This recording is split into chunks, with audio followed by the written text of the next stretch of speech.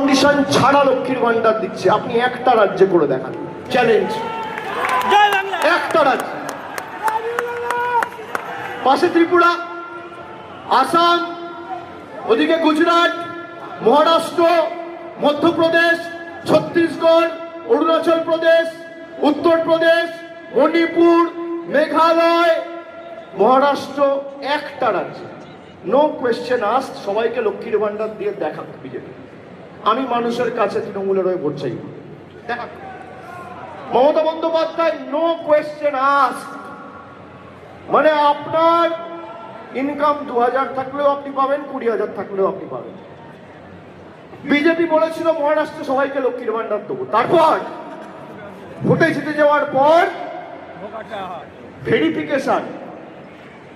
ভেরিফিকেশনের নাম করে 60 লক্ষ মহিলার নাম বাদ দিয়েছে, ভেরিফিকেশন আর স্ক্রুটিনির নাম করে। বিহারে বলেছিল আমরা ভোটে জিতলে 2 লক্ষ টাকা করে মহিলারা পাবে, এককালীন 10,000 টাকা দিয়েছে, তারপর টাটা বাই বাই, ভোট শেষ, ওরাও পালিয়ে গেছে। আর মমতা ব্যানার্জির পার্থক্য কি শুনুন, আমরা লক্ষ্মীর ভান্ডার দেবো বলেছিলাম 2021 নির্বাচনের আগে, বলেছিলাম পরিবারের একজনকে পাশে। আমরা নির্বাচনের আগে যেটা বলি তার ডবল নির্বাচনের পরে করি। আমরা তো অপেক্ষা করতে পারতাম 26 অব্দি, যে আবার নির্বাচনের সময়টা ঘোষণা করবো, তা তো করি। একজনকে দেওয়ার কথা ছিল, পরিবারে 5 জন মহিলা থাকলে 5 জনই পাচ্ছে, যেখানে 6 জন মহিলা রয়েছে 6 জন পাচ্ছে, যেখানে 2 জন রয়েছে 2 জন পাচ্ছে।